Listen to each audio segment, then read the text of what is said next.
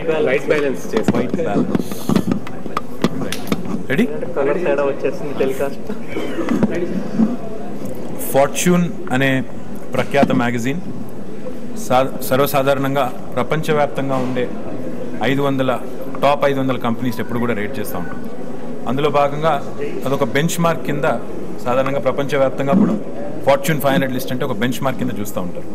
మరి ఈరోజు భారతదేశానికి సంబంధించి ఫార్చ్యూన్ మ్యాగజైన్ మరి అదే ప్రయత్నాన్ని చేస్తూ దానికి తోడుగా ఈ 500 కంపెనీలు ఆల్రెడీ ఏవైతే మరి ప్రపంచవ్యాప్తంగా గుర్తింపు పొందిన ఉన్నాయో అవి మాత్రమే కాకుండా వచ్చే 500 నెక్స్ట్ 500 ఎక్కడి నుంచి వస్తాయి అంటూ ఒక పరిశోధనాత్మకమైన మరి కార్యక్రమాన్ని చేసింది. అందులో భాగంగా భారతదేశంలోని రాబోయే రోజుల్లో ఎదగబోతున్న కంపెనీల 500 కంపెనీల లిస్ట్ను వారు ప్రచురించడమే కాకుండా అందులో శరవేగంగా ఎదుగుతున్న ఒక 10 కంపెనీస్ని ఈరోజు గుర్తించి వారికి అవార్డ్స్ కూడా ఇవ్వడం జరిగింది. ఈ కార్యక్రమంలో ప్రధానంగా వారు తెలంగాణ రాష్ట్రాన్ని ఒక స్టేట్ పార్ట్నర్గా ఎంచుకున్నందుకు ముందుగా ఫార్చ్యూన్ ఇండియాకి ధన్యవాదాలు తెలియజేస్తూ, ఎందుకంటే ఒక కొత్త రాష్ట్రంగా తెలంగాణ రాష్ట్రానికి ఎన్ని అవకాశాలు ఎన్ని మార్గాలు ఉంటాయి అన్ని మార్గాల్లో మరి తన పరిచయాన్ని తన కార్యక్రమాలని విస్తృతంగా మరి ప్రజల్లోకి ముఖ్యంగా విస్తృతంగా పారిశ్రామికవేత్తల్లోకి పారిశ్రామిక వర్గాల్లోకి తీసుకువెళ్లాల్సిన అవసరం ఉంది. కాబట్టి ఆ క్రమంలో భాగంగా మరి కార్యక్రమానికి రావడం జరిగింది.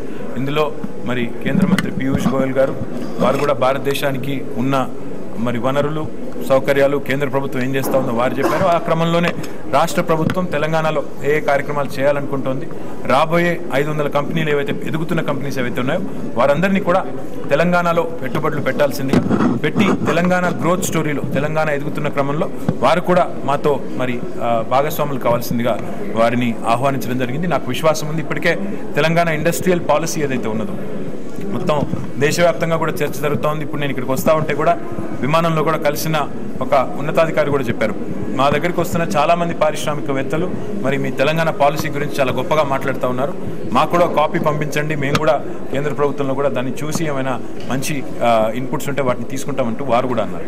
కాబట్టి ఈ రకంగా ఇప్పటికే తెలంగాణ ఇండస్ట్రియల్ పాలసీకి మరి దేశవ్యాప్తంగా మంచి పేరు వస్తున్న తరుణంలో మరి పారిశ్రామికవేత్తలందరికీ కూడా మనం సాధ్యమైనంత వరకు మన రాష్ట్రానికి ఆహ్వానించి రాష్ట్రంలో పెట్టుబడి అవకాశాలను ప్రోత్సహించడం ఉపాధి అవకాశాలను ప్రోత్సహించడమే లక్ష్యంగా మరి తెలంగాణ ప్రభుత్వం ముందుకెళ్తా ఉంది. ఈ క్రమంలో ఈ కార్యక్రమాన్ని ఒక మంచి అవకాశంగా మేము భావిస్తాం. ఇందాక చెప్పారు గ్లోబల్గా అమెజాన్తో తెలంగాణ ఆర్టిఫాక్ట్స్ అంటే తెలంగాణ రాష్ట్రం ముఖ్యంగా ఈ స్మాల్ అండ్ మీడియం ఎంటర్ప్రైజెస్ చిన్న మధ్య తరహా పారిశ్రామికవేత్తలు ఎవరైతే ఉన్నారో వారిని డెఫినెట్గా రాబోయే రోజుల్లో ఆర్థిక పురోగతికి ఒక గట్టి శక్తిగా మాత్రమైన శక్తిగా భావిస్తూ ఉంది. ఎందుకంటే పెద్ద పరిశ్రమలు ఏవైతే పెద్ద పరిశ్రమలు పెద్ద పారిశ్రామికవేత్తలు తమకు తాముగా వారు తమ వ్యవహారాలు తాము చక్కబెట్టుకోగలుగుతారు. కానీ ఈ కింది స్థాయి వారు ఎవరైతే ఉన్నారో మధ్య చిన్న తరహా వారు వారికి డెఫినెట్గా మన రాష్ట్ర ప్రభుత్వ చేయూత అవసరం. ఆ క్రమంలోనే అమెజాన్ ఆన్లైన్ పోర్టల్ ఏదైతే ఉందో amazon.com ఏదైతే ఉందో వారితో కలిసి ఆన్లైన్ మార్కెట్ ప్లేసెస్ ఏర్పాటు చేయబోతాను. అందులో ఉదాహరణకి ఈ నిర్మల్ చేతివృత్తి కళాకారులు కానీ గద్వాల చీరలు కానీ జనగామ పెంబర్తి వర్క్ కానీ కరీంనగర్ ఫిలిగ్రీ వర్క్ కానీ లేదా మా స్వయం సహాయక మహిళా బృందాలు వారు ఉత్పత్తి చేస్తున్న కొన్ని ప్రత్యేక తరహా వస్తువులు కానీ వీటన్నిటిని కూడా ప్రపంచం ముందు పెట్టి మధ్య దళారీ వ్యవస్థను నిర్మూలించి నేరుగా ప్రపంచ మార్కెట్కి పరిచయం చేసే అవకాశం కూడా ఉంటుంది. ఈరోజు ఉదయం ఫేస్బుక్తో కూడా బూస్ట్ యువర్ బిజినెస్ అనే ఒక కార్యక్రమాన్ని కూడా ప్రారంభించాం. అందులో చాలా ఇంట్రెస్టింగ్ ఆస్పెక్ట్స్ అంటే కేవలం ఫేస్బుక్ లాంటి ఒక సాధనంతో ఈరోజు చాలామంది తమ బిజినెస్ను విస్తృతం చేసుకోగలుగుతూ ఉన్నారు. వేరే వాళ్ళు చాలామంది 100 మందికి ఉపాధి అవకాశాలు కూడా కల్పిస్తూ ఉన్నారు. కాబట్టి ఈ కొత్త తరహా టెక్నాలజీస్ ఏవైతే ఉన్నాయో వీటిని పూర్తి స్థాయిలో వినియోగించుకొని మరి ఈ చిన్న మధ్య తరహా పారిశ్రామికవేత్తలకు అండగా ఉండాలనే సంకల్పం కూడా మాకు.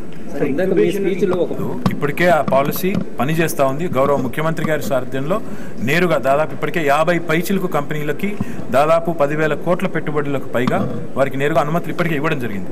ఈ పాలసీ కేవలం పేపర్ మీదే లేదు, చాలా వరకు పాలసీలు చట్టాలు చాలా రాష్ట్రాలు కేంద్ర ప్రభుత్వానికి సంబంధించి కూడా అందమైన పాలసీలు తయారు చేస్తాం కానీ అమలు చేసే కాడికి వచ్చేసరికి మరి చాలా ఇబ్బందులు ఎదురవుతూ ఉంటాయి. కానీ అట్లా కాకుండా తెలంగాణలో ఈరోజు పాలసీ మరి పేపర్ మీదే లేదు, ఆల్రెడీ అమల్లో ఉంది, చాలా చక్కగా అమలు జరుగుతూ ఉందనే విషయాన్ని వారి దృష్టికి తీసుకురావడం. పరిశ్రమల స్థాపనకు ఇంత ప్రోత్సాహక వాతావరణం ఉంది కానీ అందుకు అవసరమైన విద్యుత్ ఉందా అన్న డౌట్ కూడా కొంత వ్యక్తపరుస్తుంది. 100% ఉంది. ఇప్పుడు 30 సంవత్సరాల్లో మొట్టమొదటిసారిగా తెలంగాణలో ఎండాకాలంలో గతంలో మనం చూసాం కిరణ్ కిరణ్ కుమార్ రెడ్డి గారి ప్రభుత్వం ఉన్నప్పుడు ఈ వర్గం ఆ వర్గం అని కాదు, చివరికి పారిశ్రామికవేత్తలు కూడా ఇందిరా పార్క్ వద్దలు ధర్నా చేసిన పరిస్థితి. మొట్టమొదటిసారిగా ఈసారి ఎండాకాలంలో కూడా పీక్ సమ్మర్లో కూడా గృహ అవసరాలకు, పరిశ్రమ అవసరాలకు, అదే రకంగా వ్యవసాయ అవసరాలకు, రైతుల అవసరాలకు అన్నింటికీ కూడా ఏకకాలంలో చాలా చక్కగా విద్యుత్ అందించిన ఘనత తెలంగాణ ప్రభుత్వాన్ని. ఈ సంవత్సరం చివరికల్లా ఇంకా మరింత ఎదుగుదల సాధిస్తాం, మెరుగవుతాం. తదనంతరం వచ్చే ఎండాకాలం నుంచి అయితే 9 గంటల కరెంటు రైతాంగానికి పట్టపగలు ఇవ్వాలన్న ఆలోచన కూడా రాష్ట్ర ప్రభుత్వానికి ఉంది. కాబట్టి ఈ కార్యక్రమాలన్నీ చేసే క్రమంలో పరిశ్రమలకు గతంలో పవర్ హాలిడేలు ఇచ్చిన దుస్థితి ఆంధ్రప్రదేశ్లో ఉంది, కానీ తెలంగాణలో మాత్రం ఆ పరిస్థితి లేదు, ఉండబోతుంది. సార్, ఇప్పటికే ఇంక్యుబేషన్ సెంటర్ స్టార్ట్ చేశారు, కానీ ఆ ఇంక్యుబేషన్ సెంటర్ నుంచి వస్తున్నటువంటి రిజల్ట్స్ ఎట్లా ఉంది?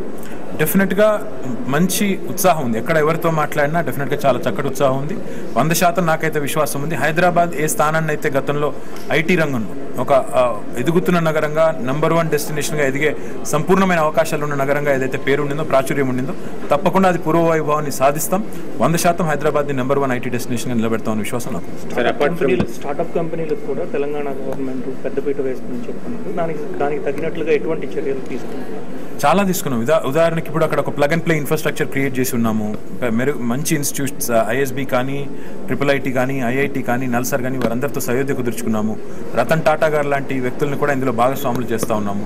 దాంతో పాటుగా మరి కొత్త తరహా పరిశోధనలతో వచ్చే విద్యార్థులకు కూడా అవసరమైతే వారికి నిన్న నాకు ఒక 12వ తరగతి విద్యార్థి చిరక్ పబ్లిక్ స్కూల్ నుంచి ఈమెయిల్ చేసి, నేను కొత్త ప్రోడక్ట్తో వస్తున్నాను, నాకు మీరు సహకారాన్ని అందించండి. అది చాలు. ఆ కొత్త తరం నుంచి వచ్చే ఉత్సాహం ఏదైతే ఉందో అందులో కనీసం 5 నుంచి 10% విజయవంతమైన డెఫినెట్గా భారతదేశంలో హైదరాబాద్ ఒక స్టార్ట్అప్ డెస్టినేషన్గా ఎదుగుతుందన్న విశ్వాసం.